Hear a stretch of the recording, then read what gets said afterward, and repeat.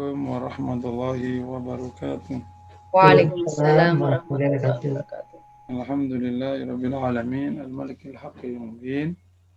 Asyhadu an la ilaha illallah wa anna Muhammadan abduhu wa rasuluh.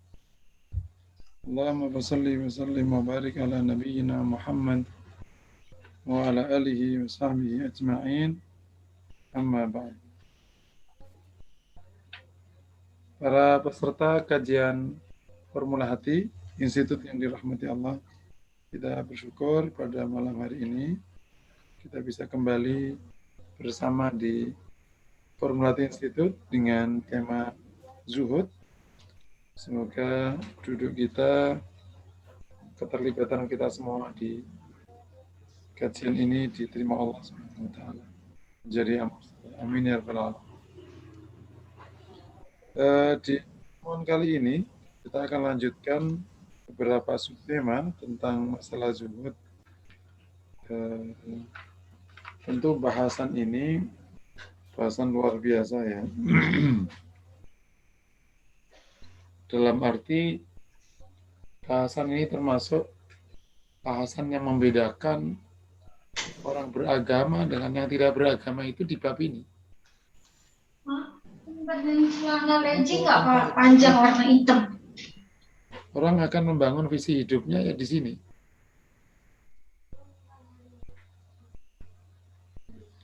Tapi dengan agama orang akan tahu kehidupan pasca dunia.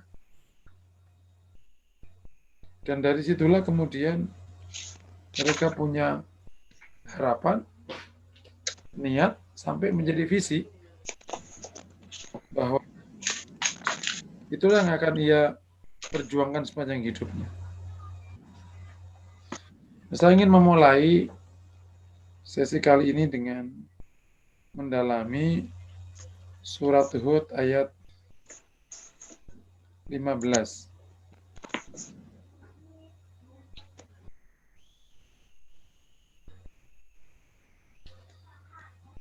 Sampai 16. A'udzubillahi minasyaitonirrajim.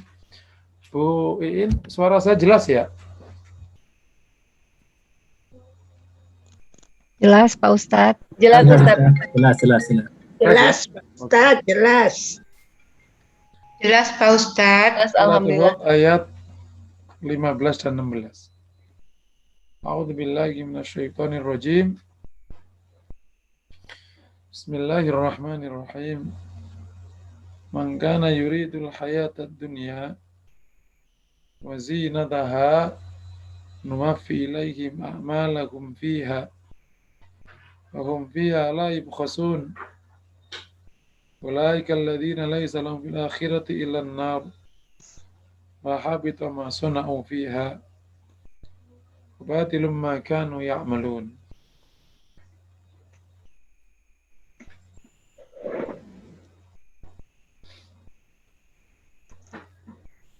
Barang siapa yang menginginkan kehidupan dunia, wazinataha dan perhiasannya, nuwafi ilaihim a'malahum, maka kami akan penuhi usaha mereka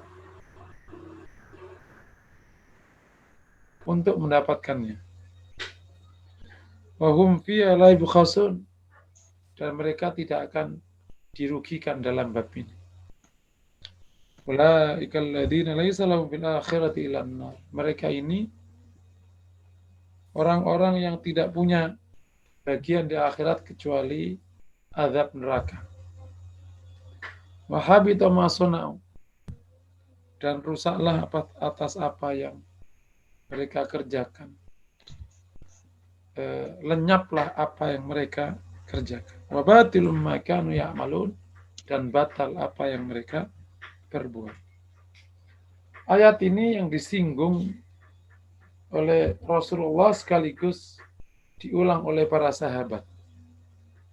Ada hadis Rasulullah yang terkenal, sayyabatni Hudun wa akhwatuha. Surat Hud dan saudara-saudaranya itu yang membuat saya beruban, kata Rasul.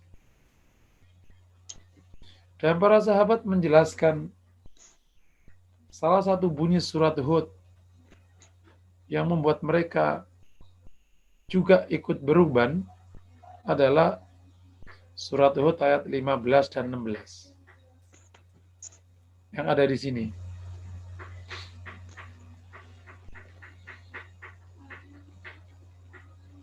Karena ayat ini luar biasa tegasnya. Bagaimana keinginan seorang manusia itu dihadapkan betul. Ingin dunia berarti nggak dapat akhirat. Gitu kan? Kalau ayat ini kan tegas. Barang siapa yang ingin kehidupan dunia dan perhiasannya, Allah penuhi usahanya mereka. Yani nanti dikasih. Dan tidak dirugikan. Usaha 100, dikasih 100. Usaha 50, kasih 50. Nuwafi ilaihi ma'malahu. Kami akan sempurnakan usahanya. Penuhi usahanya atas usahanya mendapatkan itu. Dan tidak dirugikan. Tapi yang demikian itu, di akhirat dapatnya cuma neraka. Kemudian amalnya lenyap. Perbuatannya batil. Jadi ayat ini seakan-akan, bukan seakan-akan, memang menghadapkan betul pilihan visi hidup itu. Ingin dunia, sok dikasih. Akhirat neraka. Kalau ingin akhirat, nah, dunianya bisa dikasih, bisa tidak. Tapi pesan utama dari ayat ini, dua ayat ini adalah betapa keinginan akan dunia itu sangat berbahaya yang menghasilkan neraka kelak di akhir. Jadi dari ayat ini sebagai penguat betul atas kewajiban sifat zuhud. Nah, yang kemarin sudah kita tegaskan tentang definisi zuhud ya. Orang boleh bertanya,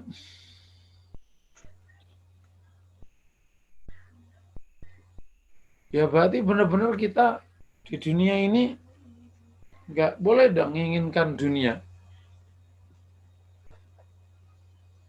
Jawabannya, kalau kita juga perhatikan ayat yang lain, maka sesungguhnya ayat ini, surat Hud itu adalah orang yang benar-benar hanya ingin dunia. Tapi bukan dunia dan akhirat. Kalau hanya ingin dunia, benar ini. Tapi kalau ingin dunia dan akhirat, boleh. Sebagaimana di surat Ali Imran ya. Atau masuk surat Al-Baqarah itu. وَمِنْهُمْ مَنْ يَقُولُ رَبَّنَا آتِنَا فِي الدُّنْيَا حَسَنَةً وَفِي الْآخِرَةِ حَسَنَةً وَقِنَا عَذَابَ النَّارِ. Sehingga kesimpulannya sebagaimana sudah disampaikan di bab definisi, zuhud itu tentang prioritas ya. Tentang visi. Bahwa visi akhirat kita ini insya Allah akan berdampak kepada keberkahan hidup di dunia. Dan insya Allah kalau visi akhirat kita kuat, kita juga diizinkan untuk menggunakan dunia dalam rangka mendorong akhirat kita. Ibarat gini, orang yang waktu ujian itu, yang ia fokusi gimana dia bisa jawab dengan benar, itu tidak dilarang kalau dia juga milih dan berharap tempat yang nyaman. Bukan sebagai tujuan, tapi agar dia bisa nggarapnya tenang. Karena meskipun dia bisa nggarap, tapi kalau tempat ujiannya itu panas, anginnya bertiup, banyak debu, berpengaruh terhadap dia nggarapnya. Nah, kira-kira kayak gitu. Kenapa kok akhirnya harus memilih pasangan yang keren? Ya bukan karena ingin, karena itu insya Allah bisa menjaga diri kita dari perbuatan maksiat. Tujuannya itu doang. Kenapa harus punya harta? Supaya bisa membiayai kegiatan dakwah, supaya bisa membiayai ibadah-ibadah, dan lain sebagainya. Itu aja tujuannya. Paham kira-kira ya? Lah umpamanya terpaksa pilihannya, waktu diundi ternyata kamu dapat tempatnya itu tempat yang panas. Ya sudah, kita sabari aja. Yang penting bisa garap. Gimana Mas tadi Mas? Ujiannya. Alhamdulillah bisa garap. Lah katanya kamu tempatnya tadi panas. Ya sudahlah, itu lupain aja. Yang penting bisa garap. Nggak enak dong. Alah, udah lupa saking fokusnya garap ujian sampai lupa tadi panas apa enggak tadi itu. Nah, gitu kira-kira. Tadi pahami ya? Insya Allah ya. Saya tidak ingin orang masih belum paham zuhud, nanti pertanyaannya selalu keluar yang muncul. Terus gimana dong? Lah kan kita hidup di dunia. Terus gimana dong, Ustaz? Bukankah orang Muslim ini tertinggal gara-gara begitu? Itu berarti belum paham bab zuhud. Nah, sebelum saya lanjutkan, kalau ada pertanyaan dipersilahkan. Terutama di bab pemahaman dan definisi. Saya ingin clear di bab ini supaya sikap kita itu benar. Karena nanti sering muncul pertanyaan, bukankah Ustadz harus seimbang dunia akhirat? Ini belum paham zuhud ini. Dan berarti sebenarnya memang masih iman sama dunianya kalau udah masih ngomong kayak gitu. Jawabannya, emang kalau kira kenapa Pak? Gitu. Jawabannya gitu. Ya kan gak enak, kan 63 tahun doang, repot amat. Gitu. Milih mana Pak? Di akhirat mulia atau di dunia kiri? Nah, itu pertanyaan-pertanyaan yang menohok agar kita clear betul tentang zuhud itu apa dan dia meletaknya. Nah, insya Allah justru dengan zuhud itu hidupmu mudah. Kenapa? Yuhibbukallah, kata Rasulullah. Izhad fid dunya yuhibbukallah. Zuhudlah di dunia, Allah mencintaimu. Kalau sudah dicintai oleh Allah, ya nggak usah bahas hidup kita, insya Allah. Oke, Fadl, ada pertanyaan dipersilakan. Baik, saya sudah cek di chatroom belum ada, tapi untuk hadirin yang ingin bertanya langsung dipersilakan untuk raise hand dan membuka mic-nya. Tafadhol, supaya nanti pemahaman kita clear tentang zuhud. Ya, di layar kedua, saya cek dulu. Layar ketiga, belum ada yang raise hand ya, Pak Adi, mohon dibantu. Oke. Takut saya terlewat lihatnya. Belum ada, Bu ini. Belum ada. Ya. Mungkin masih belum panas, Ustadz. Oke, insya Allah. Berarti kita lanjut ya, Bu. Berarti insya Allah. Tafadhol, Ustaz. Harapan berarti insya Allah peserta semua paham baik dan semoga juga bisa menjadi membekali kita. Semakin kita paham bab zuhud, karena ditopang oleh pemahaman tentang posisi akhirat, sisi dunia, ini baik sekali untuk kita. Baik sekali. Karena kalau termasuk bab ini kita nggak kuat, emang kita bisa kacau itu hidup. Kacau sekali. Sebagaimana kata Rasulullah, ad-dunya khulwatun khadir. Dunia itu manis dan memukau. Emang betul. Habis waktu kita itu. Makanya salah satu yang mendorong kita bikin pengajian yang banyak ini, ya supaya nggak terlalu terpukau kesana-kesana ini. Karena kan kalau orang belajar tazkiyatun nafas, hidup di bawah gunung, jauh dari keramaian, terputus dari dunia luar, terbayang lebih mudah implementasinya. Paham ya? Zuhud, tapi belajar tazkiyatun nafas termasuk bab zuhud, di tengah semua kita berjibaku dengan kehidupan. Ada yang di politik, ada yang di bisnis, ada yang jabat, ada yang di birokrat. Nah, itu tantangannya. Karena kalau tazkiyatun nafas diajarkan sementara kita tinggal di bawah gunung, putus dari kehidupan, itu bagus, tapi tidak membuat arus. Tapi kalau kita milih seperti yang sekarang kita jalani di formula hati ini berat. Tapi insya Allah kalau berhasil, membuat arus. Karena aslinya Islam itu ya begini ini. Dia dididikkan dalam derap kehidupan yang nyata. Bukan mengeluarkan orang dari kehidupan nyatanya. Karena kita tidak kelompok ordo tertentu yang cabut dari kehidupan. Kemudian hidup di tengah hutan sampai menunggu kematian. Untuk dan atas sama jadi orang soleh. Kita mau jadi orang soleh di tengah derap kehidupan. Gitu. Karena Islam itu menata kehidupan. Bukan meninggalkan kehidupan. Itulah zuhud yang kita pahami. Bukan zuhud yang skip dari kehidupan. Karena kalau skip, kita bertanya, lantas Islam untuk apa kalau ternyata skip? Kalau Islam nggak bisa matur hidupnya orang, terus akhirnya apa Islam itu? Karena kalah dengan derap kehidupan. Nah, enggak, kita tundukkan derap kehidupan agar taat kepada Allah Subhanahu. Tapi ini dinamikanya luar biasa. Tapi insya Allah kita belajar. Oke ya.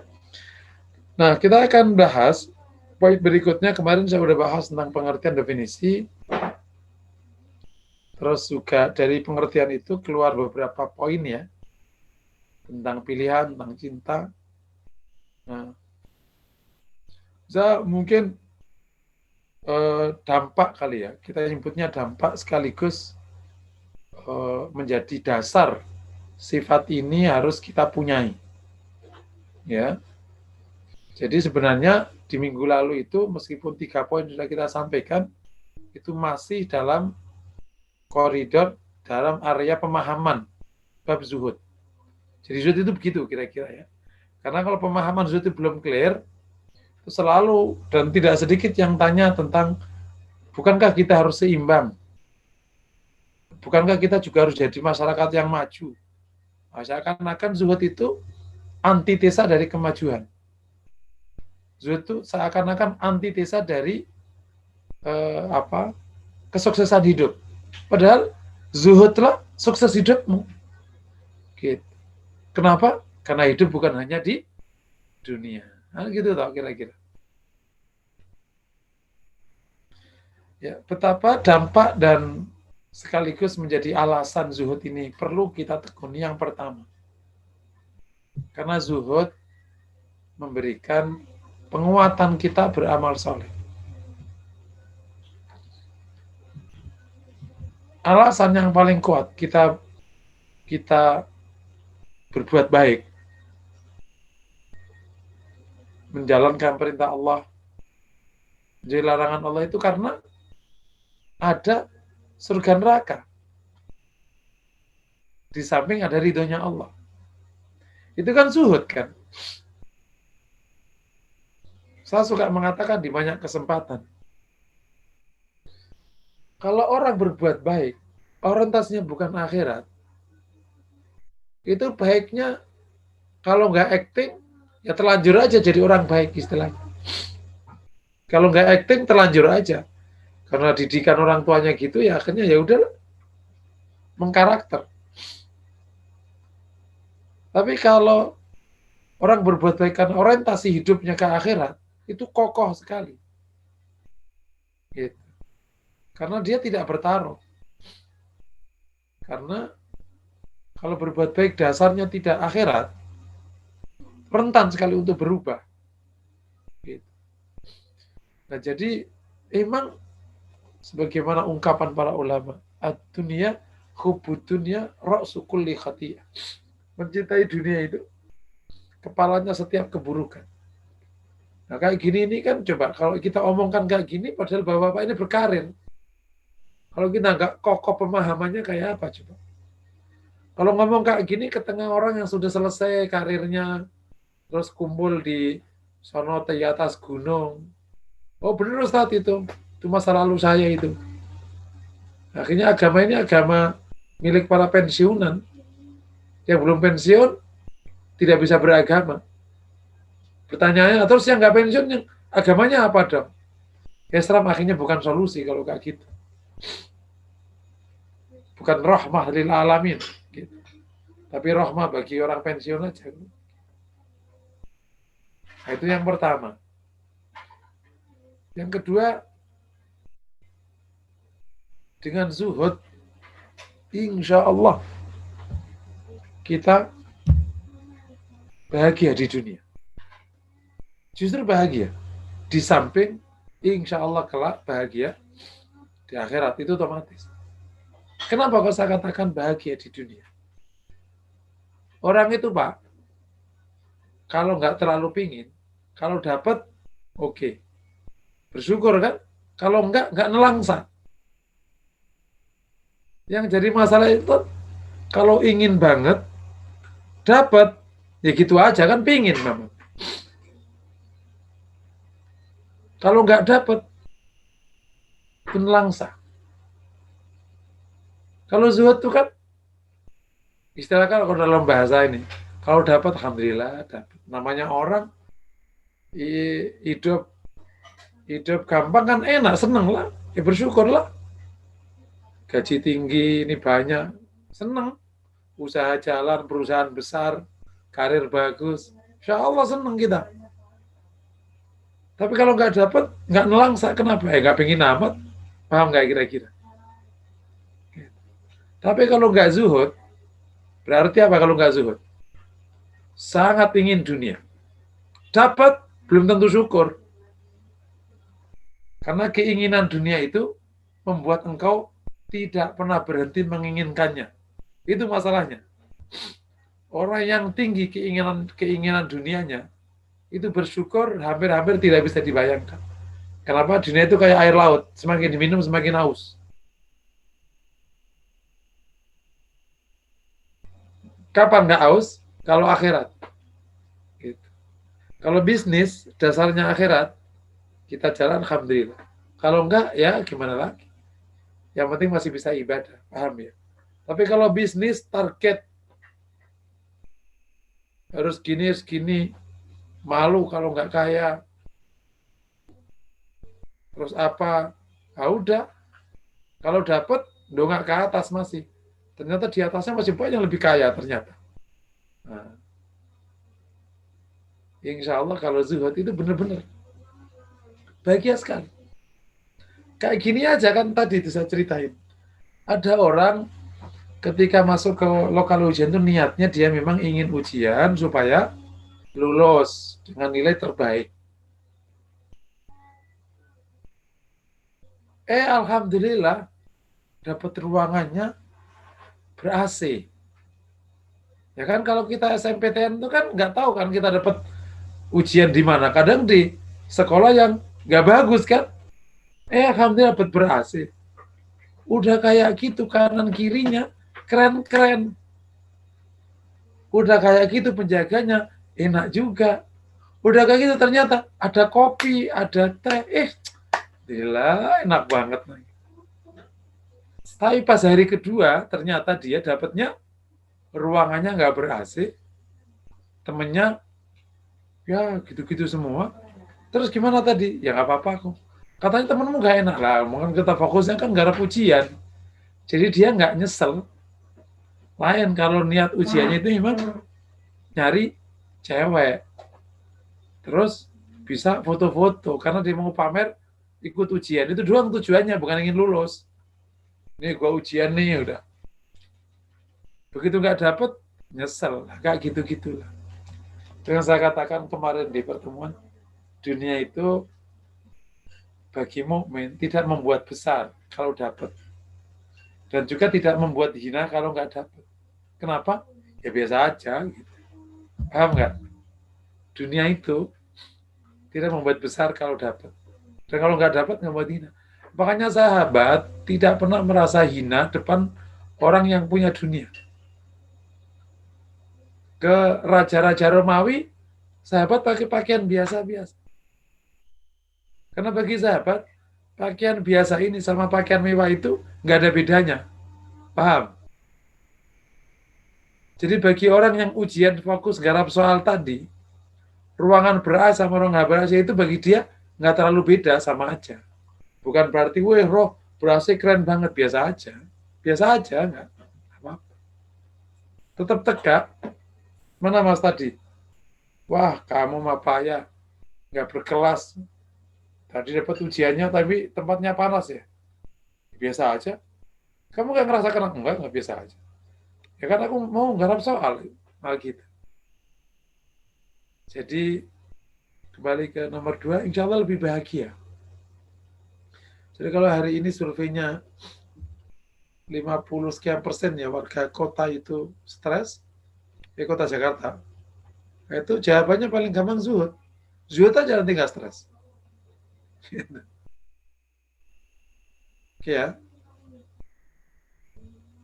Yang nomor 3, zuhud membuat engkau bisa menjalankan ibadah dengan kenikmatan. Karena di dalam zuhud itu ada mahabbah kepada Allah. Ada hasrat yang tinggi ke akhirat. Ini yang kita inginkan tuh jamaah yang dirahmati Allah. Kita itu ibadah itu enak gitu. Dakwah itu seneng, jadi nggak ada capeknya. Bukan, ya ngaji lagi. Nah, modal kuping aja, capek. Gitu. Seneng ngaji itu. Jadi waktunya dihabiskan untuk ngurus agama, itu nggak capek. Orang lain nggak capek itu nggak, biasa aja. Nikmat. Kenapa? Karena itu merupakan passion dia. Gitu. Rasulullah itu kira-kira pernah ngeluh nggak kira-kira? Ngomong ke Khadijah ini, capek ya jadi nabi itu. Pernah ngeluh gitu? Nggak pernah. Karena emang udah panggilan kalau dalam. Nah orang itu zuhud, beramal soleh itu jadi nikmat. Apalagi yang amal solehnya kaitannya dengan orang banyak ya. Kayak dakwah, kayak ngaji gitu. Makanya saya minta antum semua yang 71 orang di sini bergerak dari pendengar menuju apa itu? Pengaktif ya. Pendengar menuju kontributor. Nah, gitu kira-kira lah. Entah lewat apa saja terserah. Jangan ngomong kayak gini. Ustaz, aku udah pensiun. Ya, gak ngomong kayak gini. Dulu gak pensiun kemana? Gitu. Jadi kalau hari ini Ustaz udah pensiun, udah gak punya apa-apa, udah gak jabat, usah ngeluh. Dulu kemana? Sekarang. Mau siapapun kita. Kan mereka gini, seandainya di belakang kita ini ada kebakaran rumah, naudzubillah, kebakaran atau ada apa nih, gempa. Terus kita ngomong kayak gini, Ustaz anak tua mati aja, gitu. Kita lari. Weh, aki-aki ikut lari, udah aki-aki aja kok nggak apa-apa mati. Semua ingin selamat. Itu yang digambarkan Rasulullah. Kalau saya beritakan kepada kau, akan ada adab yang sedih, adab yang pedih. Akuntum musaddiqiyya, apa kalian mempercayaiku? Sama. Kita ingin berlari kencang dari adab Allah. Siapapun kita, dengan apapun yang kita miliki, tenaga, pikiran, waktu, apa saja, semoga Allah ridhoi. Gitu nggak? Jadi 3 alasan aja ini mendorong kita untuk mengambil latihan ini. Apalagi secara hukum zuhud itu hukumnya wajib ya. Jadi harus kita latih. Monggo kalau ada pertanyaan sebelum saya lanjutkan. Ya, baik Ustadz. Ini alhamdulillah ada 1 pertanyaan di chat room dari Ibu. Sebentar, ketarik. Saya coba cek lagi. Ya, monggo. Dari Ibu Wati. Okay. Batasan menginginkan dunia yang pas seperti apa Ustadz agar terhindar dari cinta dunia dan tetap masuk dalam koridor zuhud? Mungkin kadarnya kali Ustadz ya. Seperti apa yang pas takarannya mungkin? Betul. Ada namanya mahabbah basyariyah mu'tadah. suka yang bersifat kemanusiaan, yang sifatnya adat istiadat. Itu dibolehkan. Seperti sabda Rasulullah, hubbiba ilayya min dunyakum at-tibu wan nisa. Dicintakan kepadaku dari dunia kalian wewangian dan wanita. Suka wanita, suka parfum, manusiawi. Kalau ada cowok nggak suka cewek, jangan-jangan malah nggak sehat. Start nggak nikah, aku zuhud. Ya orang gitu, nggak gitu. Saat ini mah cari kok yang keren. Saat ini nggak zuhud, itu boleh. Karena itu manusiawi. Ustadz kok ingin ngecat rumah, manusiawi, ya. Tetapi jika cinta itu sudah mengabaikan kewajiban dia sebagai muslim, membuat dia meninggalkan agama Allah, baik yang ibadah atau hukum, disitulah batas cintanya sudah dilarang. Contoh, saking senangnya urusan ini halal haram diabaikan, itu udah nggak boleh. Saking hasratnya ternyata jelas-jelas menabrak hukum dijalankan, itu sudah tidak boleh. Kira-kira kalau dalam bahasa ini ya cinta yang manusiawi sebagai proses hidup yang normal. Selebihnya tetap fisika tadi. Bang, ini ada pilihan nih, kemudian aku nih yang suruh nempelin nomor nih. Mau milih di lokal yang mana? Aku taruh yang lokal depan ya, itu adem banget AC-nya.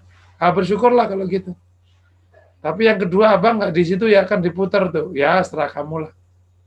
Jadi dia mau mendapatkan, tapi ya sekedar suka lah. Oke ya, jadi batasnya selama tidak melanggar agama dan tidak menomorsatukan dunia, mengalahkan akhirat. Tapi selama akhirat nomor satu, dunia posisinya ikut aturan akhiratnya, berarti insya Allah masih dibolehkan. Jadi urusan dunia itu ikut aturan akhiratnya. Gimana itu? Aku bisnis untuk menyelamatkan akhiratku. Tapi kalau bisnis ini kok malah membuat akhiratku terluka atau nggak dapat, ya enggak sayang, enggak. Kan memang bukan tujuan. Gitu. Paham ya? Insya Allah. Kira-kira gitu. Iya, alhamdulillah. Baik, Ustadz, ini ada satu lagi masuk di chat room dari, oh ya, sebelumnya mungkin Ibu Ati sudah puas dengan jawaban dari Ustadz ya, barusan, insya Allah. Okay. Pertanyaan berikutnya di chat room datang dari Ibu Dwi Daningsih. Salahkah saya tidak ingin pandemi atau COVID berlalu karena dengan adanya pandemi saya jadi lebih leluasa ikut mengaji. Sementara sebelum ada COVID-19, sulit sekali waktu saya untuk mengaji karena saya masih bekerja. Bahkan ada teman yang sinis bila saya sedikit pakai jam kerja untuk mengaji. Tapi belakangan ini saya malah ingin pensiun supaya bisa fokus ngaji. Hanya saya masih perlu membiayai kebutuhan anak. Mohon sarannya Ustadz. Jadi ada yang doanya kita mungkin ingin pandemi berlalu supaya Ramadan bisa tenang. Nah ini ada yang ingin pandemi lebih lama karena kajiannya bisa ikut ke sana kemari Ustadz. Tidak harus mendatangi suatu tempat, sebuah kemudahan ya, bisa ikut sehari dalam sehari itu 3 kajian, tapi tetap di depan ini gitu. Mungkin seperti itu Ustadz. Doanya beda-beda nih. Bagaimana menurut pandangan Ustadz Musinin? Tafadol. Okay. Kalau perkara doa, itu jelas ada aturan dalam agama bahwa tidak boleh meminta musibah. Tidak boleh. Kata Rasulullah, la tataman liqa al-adu. Jangan berharap ketemu musuh. Tapi faidah laki itu fasbiru. Kalau kau ketemu, sabarlah. Jadi dari hadis itu, maka memohon ada masalah itu tidak boleh. Tetapi nomor 2, kalau ternyata Allah berikan kita ujian atau masalah, maka mukmin harus sabar dan bahkan mencari hikmah atas ujian. Posisi yang sekarang nanya itu sudah menemukan hikmahnya. Bahwa dengan pandemi, ia bisa taklim dan macam-macam. Nah, sikap ini baik sekali. Tapi tidak perlu dinaikkan menjadi doa supaya pandeminya lebih lama. Tapi sikapnya bersyukur atas pandemi. Gitu. Boleh nggak? Boleh. Bahkan itu bagus. Karena kan musibah itu sifat pertama sabar. Sabar itu kalau dinaikkan kelasnya jadi syukur. Gitu. Jadi dia sudah menikmati musibah dari Allah. Tapi tidak sampai menjadi doa, minta terus diperpanjang musibahnya. Nggak gitu. Seneng aja gitu. Ya, paham ya. Misalnya diganti oleh Allah, gimana? Ya seneng juga. Kenapa? Karena bagi hamba seperti ini, apa saja datang dari Allah, itu baik. Gitu. Jadi selalu menemukan hikmah. Nanti kalau pandemi berhenti gimana? Ya pasti ada kebaikan lagi. Contohnya, bisa ketemu, bisa offline, macam-macam. Oke ya. Nomor 3. Jika ada kebaikan di dalam kesulitan seperti ini, maka mestinya kita juga bisa menemukan kebaikan saat mudah. Contohnya ketika nanti sudah nggak ada pandemi, kita ngajinya offline, itu menghabiskan banyak waktu, kerja misalnya, macam-macam, temukan kebaikan berikutnya. Bisa jadi misalnya, udah online aja ngajinya, nggak apa-apa, nggak usah offline, meskipun udah nggak pandemi, karena lebih efektif. Kerjanya juga online aja. Nah, itu kira-kira yang saya sebut sebagai temukan kebaikan-kebaikan dalam setiap keadaan. Dan tidak harus musibah baru ketemu kebaikan. Gitu. Tapi sekira emang kita ada di musibah, temukan kebaikan. Intinya, kalau di musibah kalau ketemu kebaikan, maka di dalam karunia mestinya bisa ketemu lebih banyak kebaikan. Nah, insya Allah gitu. Jadi sikapnya tetap bersyukur pada keadaan, tidak naik ke minta diperpanjang musibahnya, dan bisa selalu menemukan kebaikan pada setiap keadaan, baik musibah atau karunia. Wallahu a'lam bishawab. Baik, kata kuncinya adalah menemukan kebaikan dalam setiap keadaan. Ya. Sebagaimana ucapan alhamdulillah ala kulli hal wa fi kulli hal, berarti segala puji bagi Allah dalam setiap keadaan gitu ya Ustaz ya. Betul, iya. Baik, saya cek kembali apakah ada yang raise hand di layar 1, 2, dan 3. Bu In. Ya, Pak Adi. Ya, maaf ini mungkin saya mau menambahkan pertanyaan dari Bu Dwi Dianingsih tadi. Tafadhol Pak Adi, ada yang terlewat ya? Enggak sih, mungkin interpretasinya bisa beda. Jadi kebetulan kalau saya simak, jadi beliau itu sudah leluasa mengikuti kajian dengan situasi pandemi seperti ini. Nah, kemudian dia tidak ingin pandemi berakhir, Pak. Jadi beliau malah berpikiran untuk pensiun supaya bisa fokus mengaji. Betul. Tapi sebenarnya ada kebutuhan untuk membiayai kebutuhan anak-anak begitu. Iya. Mohon sarannya, Ustaz. Oke. Iya. Iya, yang tertinggal itu ya Pak ya. Ini luar biasa, Masya Allah. Semoga ini ibu-ibu atau bapak ini, Pak? Ibu, Pak. Ibu Dwi Dianingsih, Ibu. Semoga Allah mudahkan. Saya kadang terenyuh ketika ada jamaah peserta yang sudah begini ini, semoga kita semua ya. Saya terenyuh sekali orang yang berani bertaruh kehidupannya demi akhiratnya, itu luar biasa. Saya sering kalau melihat orang-orang yang ada di dakwah itu kan banyak sekali yang bertaruh hidupnya kan. Itu terenyuh sekali. Jadi saran saya tentang ingin pensiun padahal masih ada tanggung jawabnya, itu yang pertama dikalkulasi aja keuangan yang ada. Jadi jamaah mungkin mulai berpikir substantif ya. Dan itu salah satu ciri di formula hati. Berpikir substantif namanya. Intinya kan bukan bekerjanya, intinya ada uangnya, betul ya? Ini guyon aja. Kalau perlu ibu nggak usah kerja, tapi duitnya ngalir. Loh kan saya suka nanya gini. Saya aminkan kalau itu Pak Ustadz. Kalau Yang penting itu kita kerja atau kita memiliki keuangan yang cukup? Coba dijawab bareng-bareng.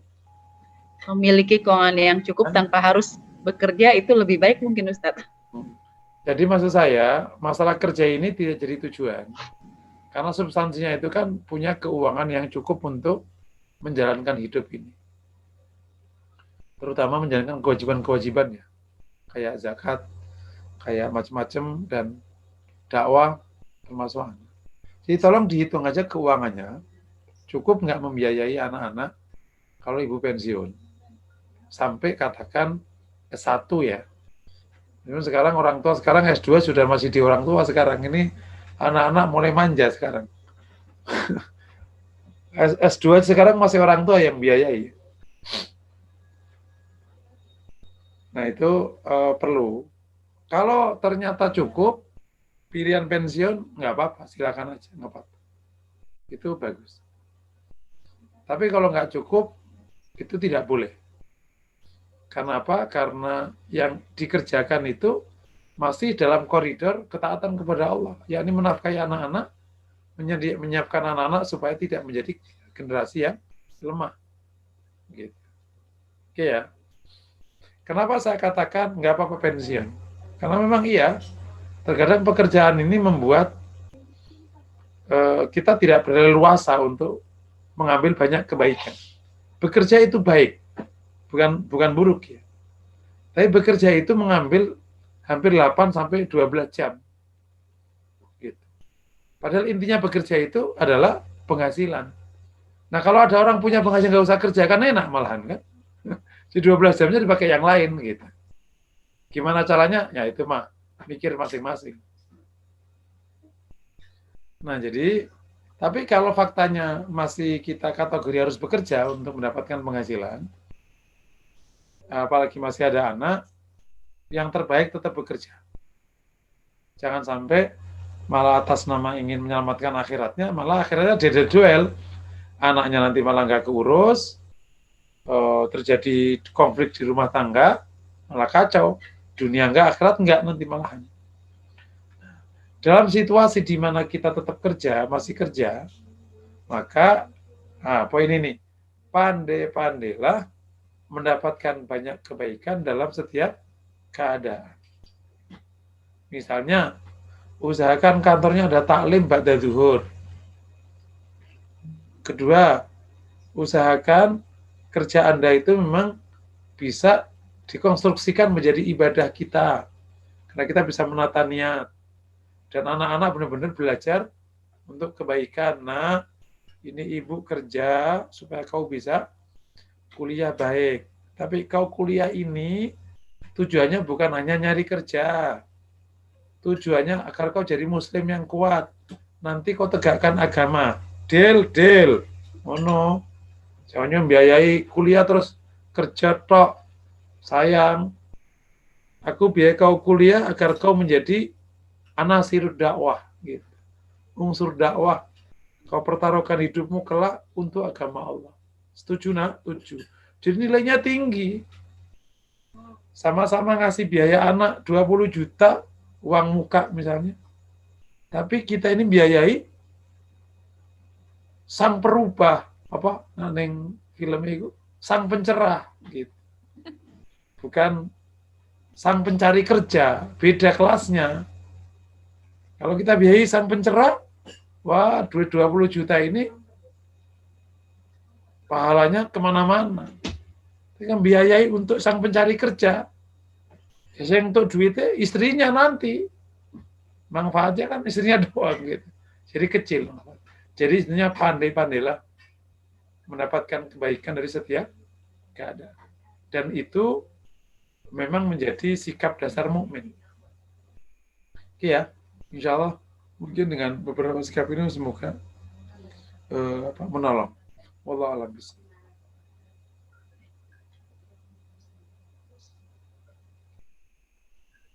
Oke. Baik, Ustadz, ada satu pertanyaan lagi di chat room. Betul, Bu. Bagaimana cara kita agar bisa mengamalkan sifat zuhud dan warok karena kondisi dunia yang amat sangat penuh tantangan? Allah, oke. Ini pertanyaan ini sekaligus nanti akan saya jawab di belakang ya, karena kan belakang itu selalu ada cara ya dan tip. Mohon izin ke penanya, insya nanti dijawab di belakang, insya Allah. Karena kita masih ada tema sebelum bab cara itu. Baik, berarti memang tips nanti di akhir ya Ustadz. Betul. Mohon bersabar untuk Bapak Husairi, nanti akan dijawab oleh Ustadz di akhir. Insya Allah. Ada pertanyaan lagi sebelum bab tip? Belum ada Ustadz, saya cek yang resen. Tadi sudah dibantu Pak Adi, belum ada. Bisa dilanjutkan Ustadz materi. Kita lanjut ya, oke. Nah, berikutnya adalah tentang tantangan sifat ini. Udah kebahas belum ya? Belum ya, Bu ya? Pak Agung mau dicek poin ini udah dibahas belum? Belum ya? Tantangan belum sepertinya Pak Adi kalau belum salah. ya? Belum. Oke. Yang pertama tantangannya datang dari diri kita sendiri. Ini tantangan sama rintangan jadi satu ya. Bahwa emang Allah Subhanahu wa taala izinkan kita ada syahwat. Zuyyina lin-nasi hubbu syahawati minan nisa'i wal banin. Emang kita ingin. Masya Allah. Jadi kalau kita zuhud sementara nggak kita syahwat, gampang kita. Zuhud. Tapi kita kan punya syahwat. Saya suka ngatain, siapa yang tidak punya ingin kayak orang-orang itu gitu. Terus pokoknya pol-polan lah gitu. Ada orang karir politiknya melejit, nggak usah iuran, nggak usah apa gitu. Seneng syahwat. Sehingga kalau kita nggak bisa kelola syahwat, ibarat kuda ya lari terus memang. Nah, kita nggak bisa kendalikan. Oke ya, kita ada syahwat. Yang di surat itu, Zuyyina hubbus syahawati minan nisa wal banin. Itu yang pertama. Yang kedua, dunia dibuat oleh Allah itu memukau. Yang Rasul sebutkan sebagai khulwatun khadira. Apa? Khulwatun khadira. Manis dan hijau. Jadi kita itu tertarik dan dunia itu memang menarik. Klop sudah. Gitu. Oke ya. Seperti kata Allah, firman Allah. Bal tuhibbunal ajilah wa tadharunal akhirah. Kalian suka dunia memang. Wa tadharunal akhirah dan melupakan akhirat. Ya. Yang ketiga, dua tantangannya memang dunia ini memang memukau. Yang ketiga, tantangan rintangannya. Akhirat itu belum kau lihat. Sementara dunia itu udah kau lihat.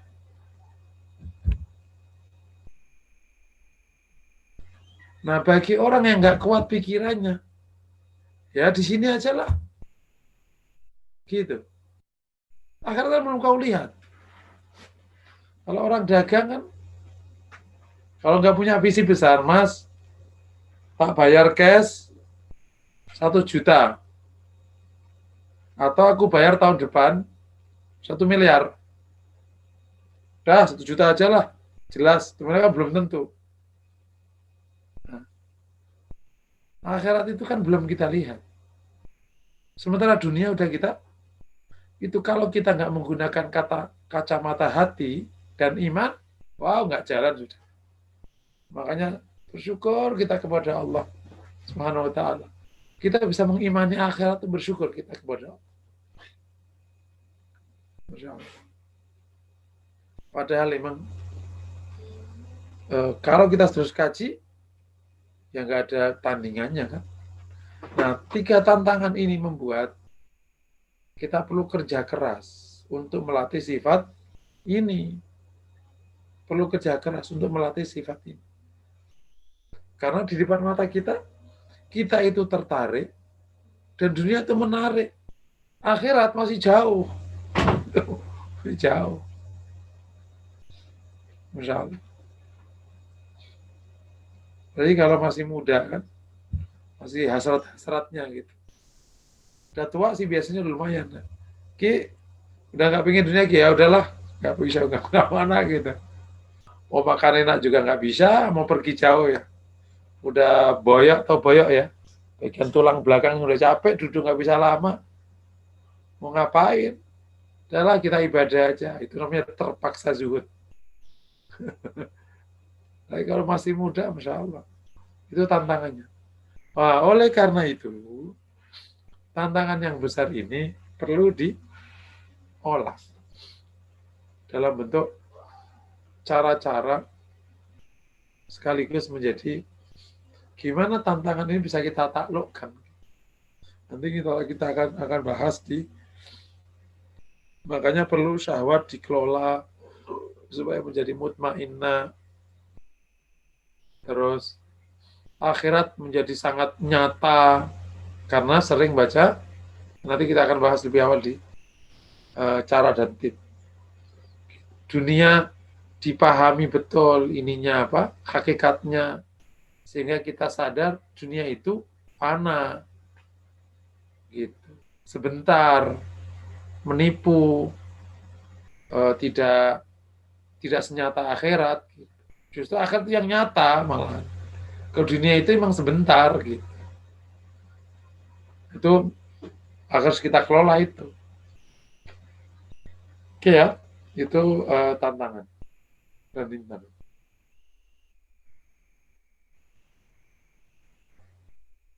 Berikutnya, praktek konkret atau implementasi konkret orang-orang zuhud. Kita, zuhud itu kan aslinya urusan hati ya. Karena kan bahasan menghati, sebagaimana didefinisi. Saking dia fokusnya ingin akhirat, cinta sama akhirat sampai dunia nggak ada tempat. Tapi zuhud itu ada implementasi yang yang bisa menjelaskan zuhud nggak kita itu. Ya. Pertama, implementasi yang paling bawah itu satu adalah ketaatan kepada Allah Subhanahu wa taala dengan level yang cukup tinggi. Nah, tentu ketaatan ini kan ada 2 atau 3 kelas ya. Ada namanya mukminin adiyin, kemudian muqarrabin dan khawasul muqarrabin. Itu pembagian yang sudah maklum ya. Yani ketaatan itu ada level pertama, jalankan kewajiban, kemudian menjauhi larangan. Yang kedua, kewajiban dan sunnah, menjauhi yang haram dan yang makruh. Itu muqarrabin. Khawasul muqarrabin, mengerjakan kewajiban dan sunnah, menjauhi haram dan makruh, plus menjadikan mubah menjadi sunnah. Nah itu, orang zuhud akan ke situ. Bahkan akan mulai naik kelas.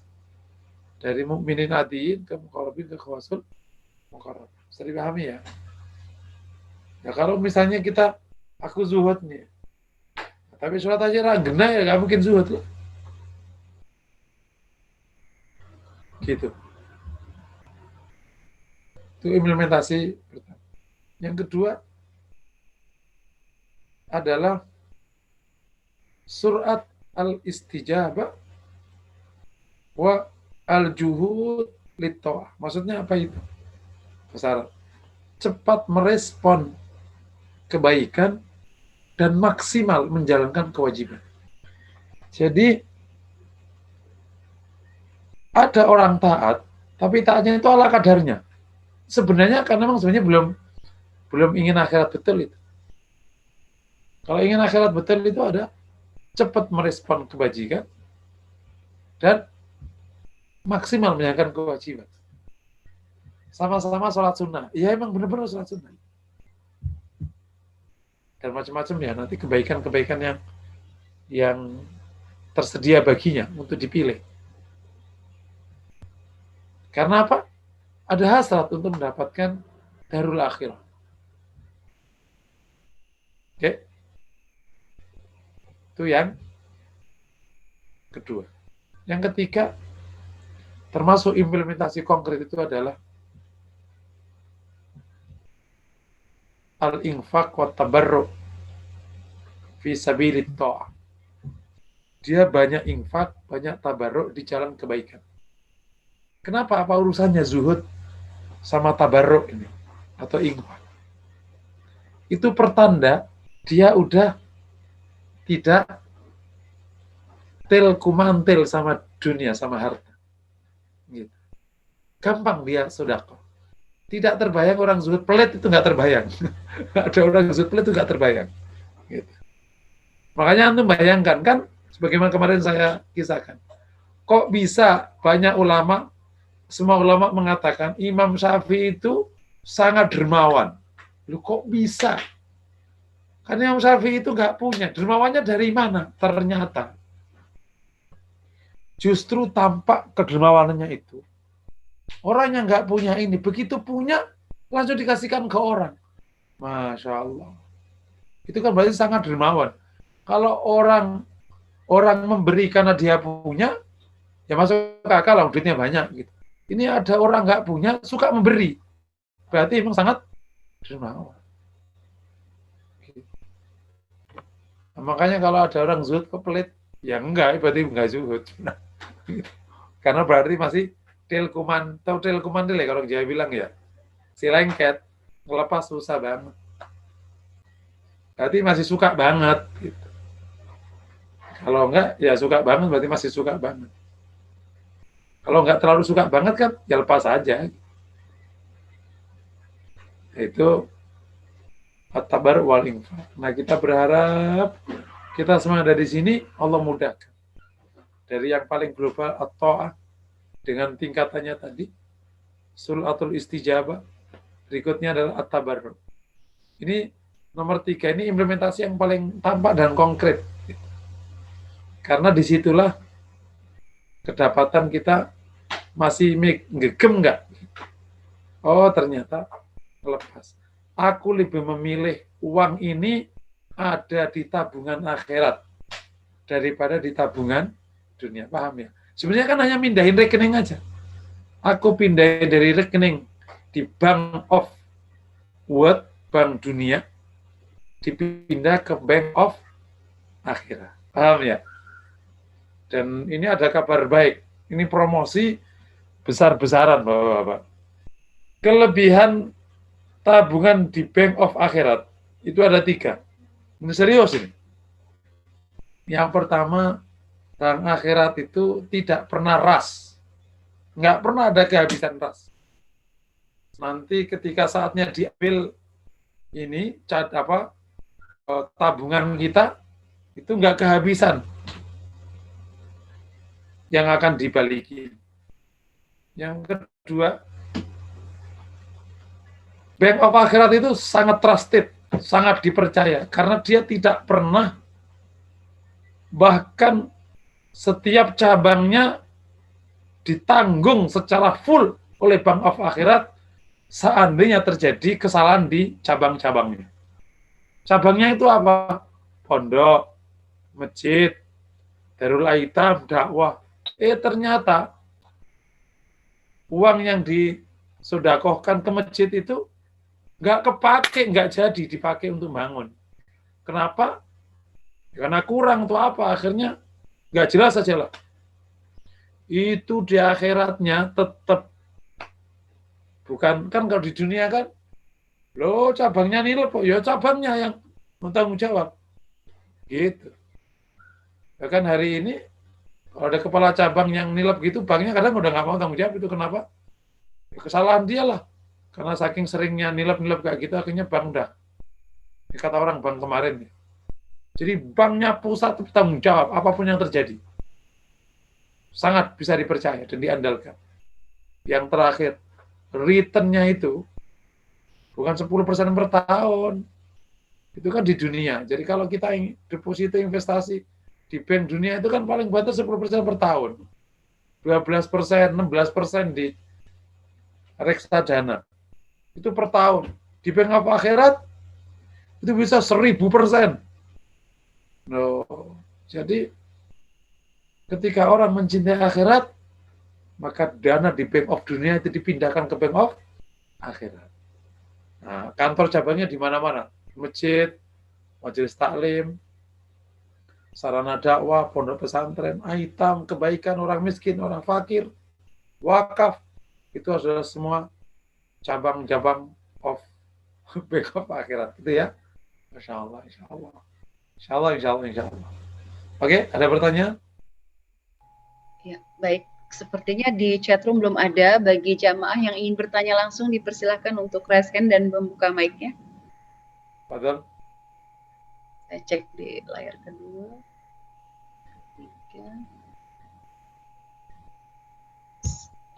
Belum ada ya Pak Adi.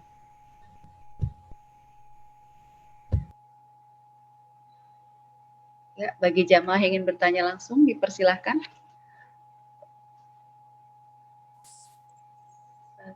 1, 2, layar 2 belum ada, layar 3.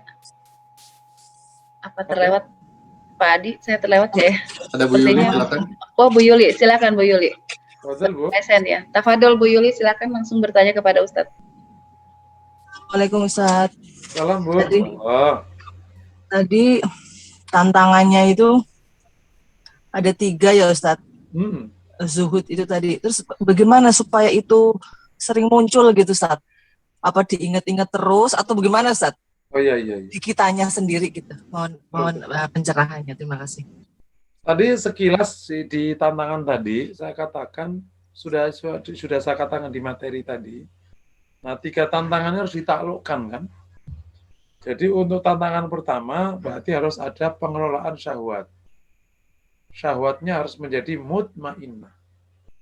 Supaya nggak kesengsem sama urusan-urusan kayak gini. Jadi dia lakukan itu ya karena kebaikan.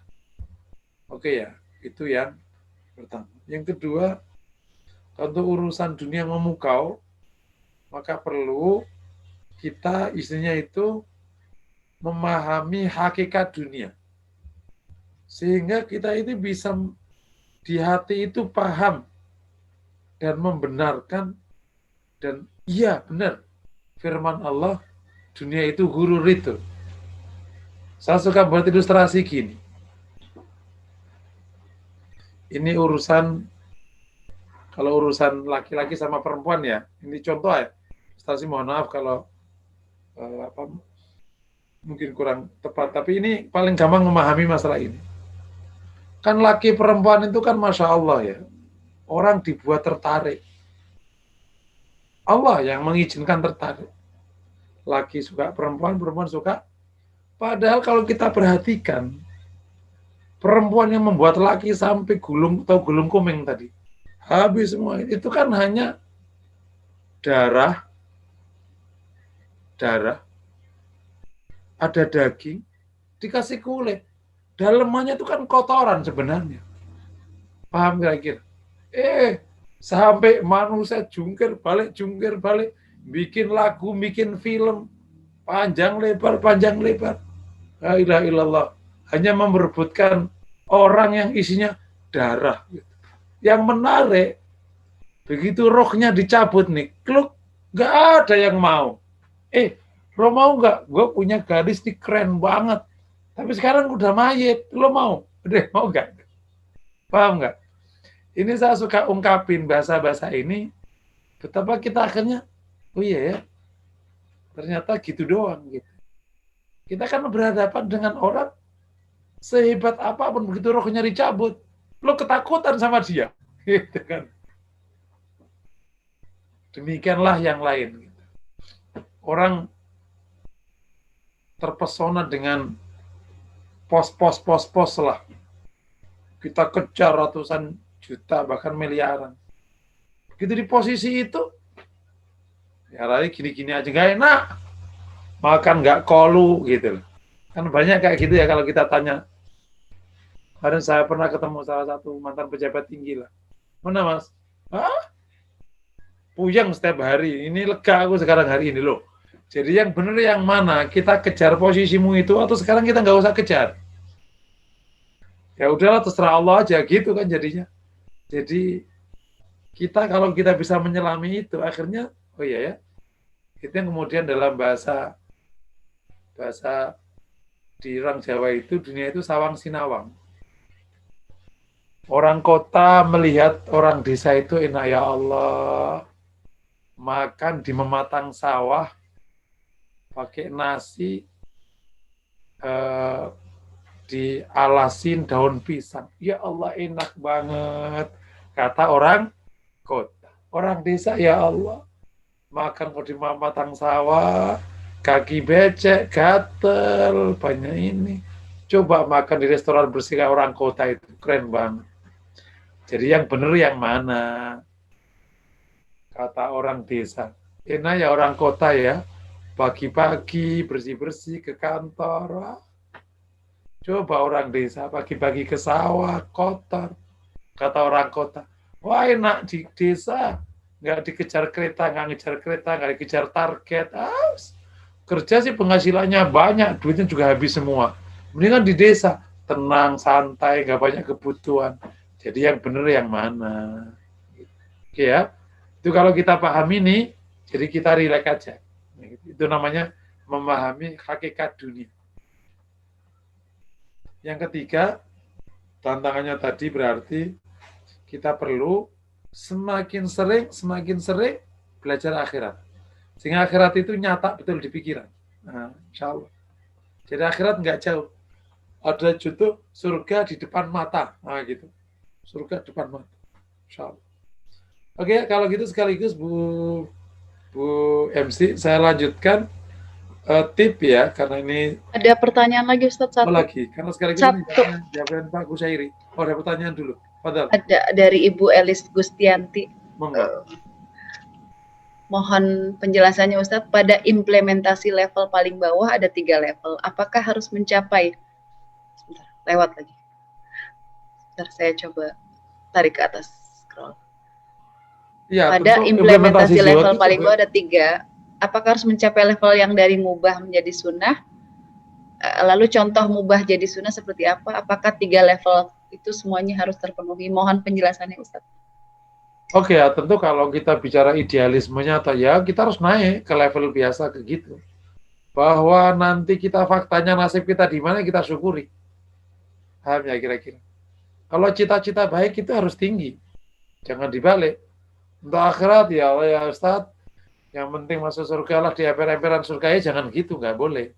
Kita saal tuh mafasalul firdaus, kalau minta surga firdaus harus tinggi. Apakah kita harus gitu? Bercita-cita menjadi orang yang dekat pada Allah. Bahwa faktanya nanti kita seperti apa ya kita syukuri. Paham ya? Jadi usahakan kita semua, terutama udah ngaji di Formula Hati ini, terus kita naik kelas. Nah, contohnya mubah menjadi sunnah gimana? Contohnya, kalau kita pagi-pagi nyiram tanaman di depan rumah, nah itu diniati, ya Allah, aku rawat tanaman ini, rasa syukur kami, gitu kira-kira. Dan semoga ini menjadi kebaikan. Orang senang lihat, orang senang bertamu, jadi kebaikan.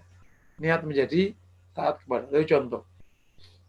Jalan-jalan kaki, jalan-jalan pagi, ini kan mubah. Nah, niati apa? Ya Allah, semoga ini sehat, bisa dipakai untuk ibadah gitu. Nah, insya Allah menjadi sunnah semua. Terus apa lagi? Sore-sore duduk depan rumah, nah, diniati apa? Diniati untuk memandang alam semesta. Supaya bisa tafakur, tambah iman, tambah syukur.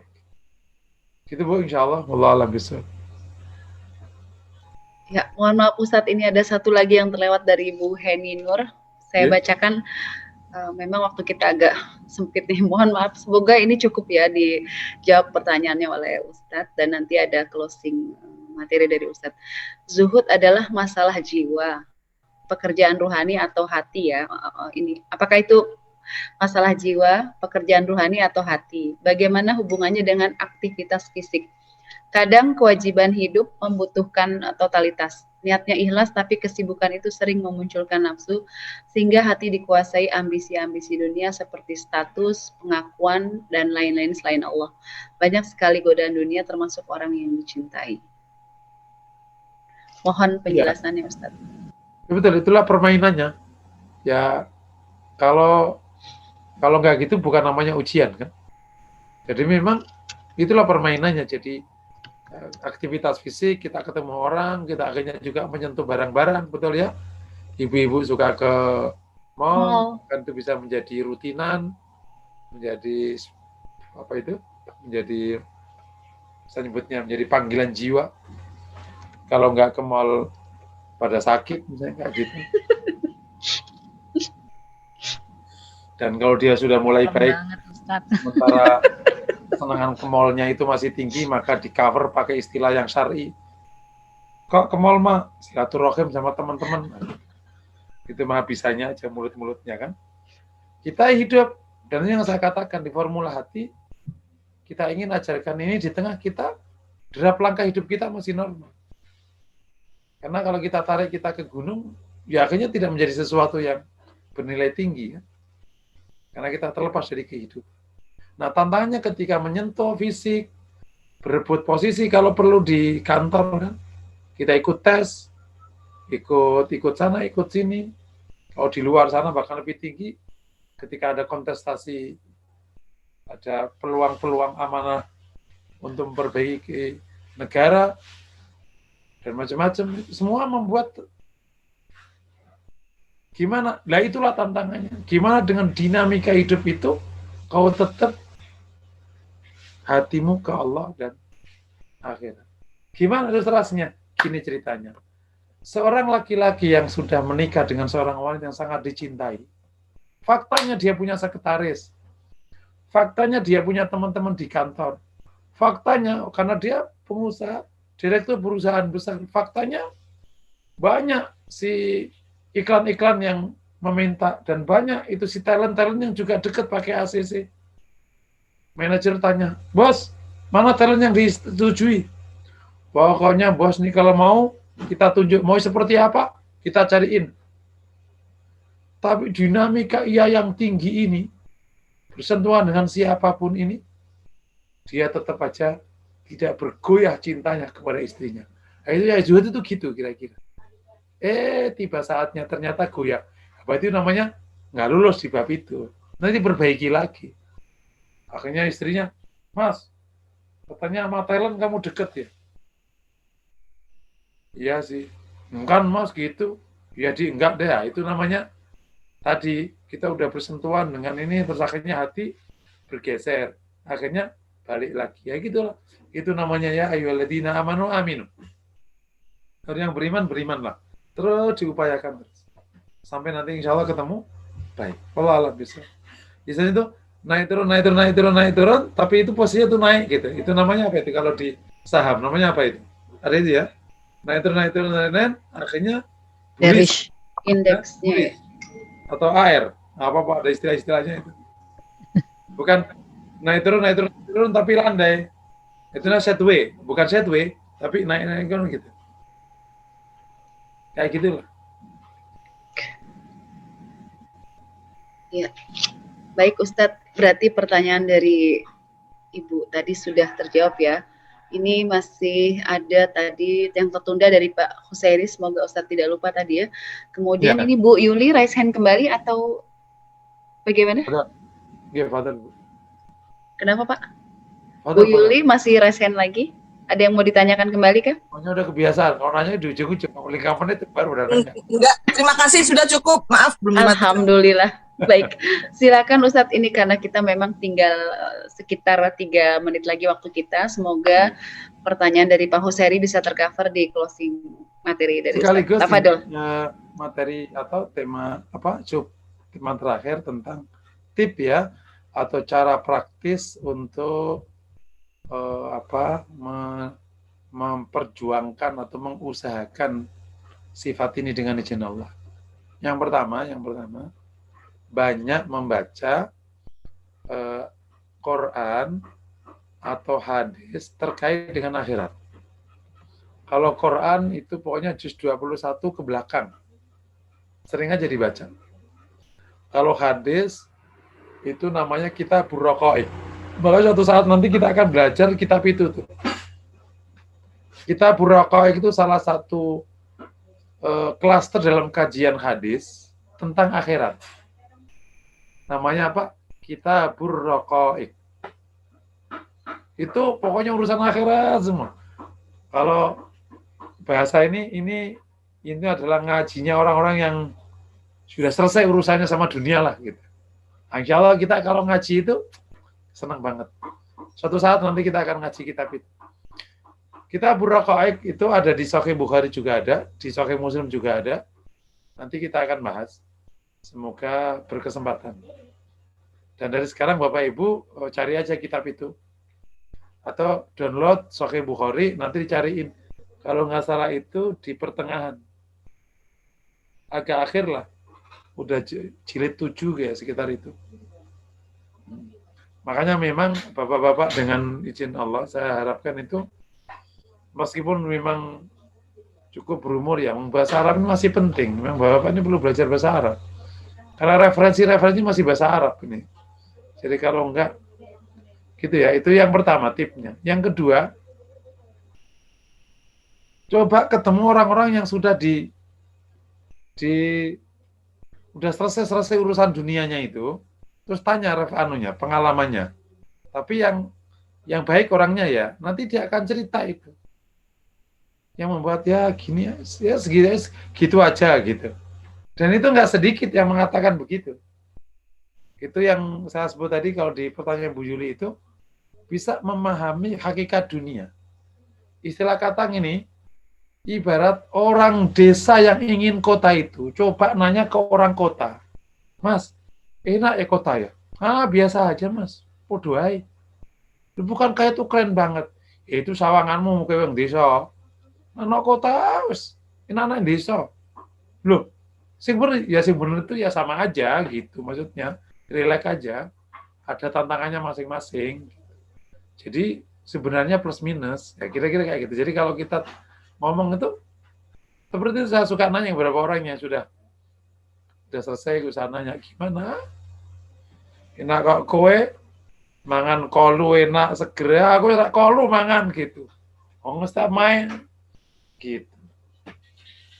Tapi kan enak duitmu akeh. Tapi aja utangku juga akeh sama aja gitu. Jadi dunia itu memang sawang sinawang ya, saling melihat. Makanya kalau sudah insya Allah saya suka mengatakan dunia itu inginnya itu adalah sesaat ketika mau memiliki dan pas memiliki. Habis itu rasanya sama. Kemarin saya kedatangan tamu orang Brimob. Nah, dia cerita waktu perang di Aceh. Pas rasa takut itu Ustaz, itu adalah sebelum perang. Begitu perang itu nggak ada takutnya udah itu dar aja itu Ustaz. Oh gitu, mirip rasa yang ingin banget seneng itu sesaat sebelum. Kalau udah dijalani, segitu aja udah. Makanya nggak heran, kok bisa ya? Itu ceweknya keren kok cerai. Rasanya udah sama. Gitu. Kok bisa ya ada punya mobil kok dijual bagus tuh.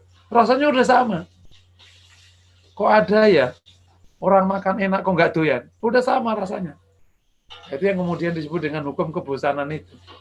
Dunia itu kalau kau dapatkan rasanya sama. Rendang itu enak karena kau belum pernah makan rendang.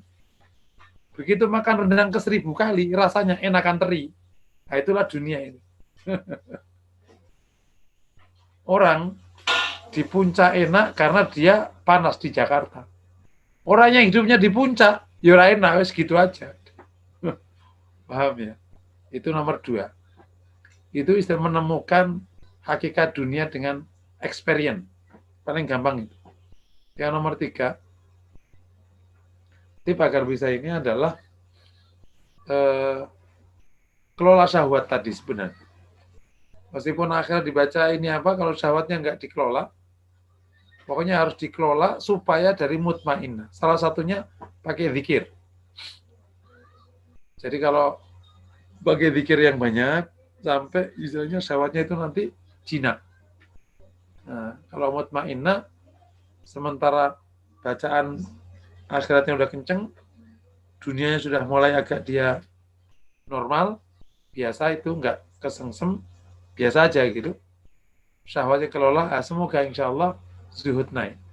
Terakhir nomor 4, sering memperbanyak ketemu silaturahim kepada para zuhad, orang-orang zuhud. Zaman dulu sih gampang nyari ya, karena banyak orang soleh. Kalau sekarang mah seperti nyari jarum di tengah jerami, tapi insya Allah masih banyak orang-orang zuhud.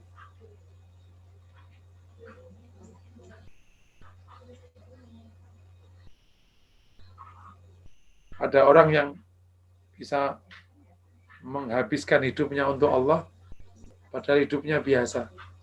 Dahsyat. Masih ada orang kayak gitu-gitu. Bisa jadi malah orang biasa. Bukan orang yang disebut dengan ulama, enggak. Tapi, iya. Bisa mengambil uang dapurnya untuk jalan dakwah. Ada orang-orang kayak gitu. Di kontak itu, Masya Allah. Kau korbankan dirimu demi Rabbmu. Menginspirasi terkadang. Allah alam bisa. Padahal mungkin itu sekaligus menjadi submateri akhir di bab zuhud. Kita akan pindah ke materi lain. Dan insya Allah akan diumumkan oleh pengumuman lewat pengumuman di grup. Secara umum sifat ini luar biasa pentingnya dan termasuk sifat wajib. Semoga kita bisa jalankan, luar biasa dampaknya, fadilahnya. Fadilahnya itu mahabbah dari Allah, dampaknya kemana-mana. Dan akhirnya kita bisa menjalani kebaikan dengan sangat seksama dan sangat mencintai. Karena kita sudah punya sifat zuhud. Semua kita saling berdoa. Saling doa, saling apa. Dan dari sifat awal yang mulai dari niat shodiqah, syukur, sabar tadi, semoga kita bisa terus latihkan dan Allah izinkan itu mulai ada di hati kita masing-masing. Demikian, semoga materi menginspirasi. Kurang lebihnya mohon maaf. Assalamualaikum warahmatullahi wabarakatuh.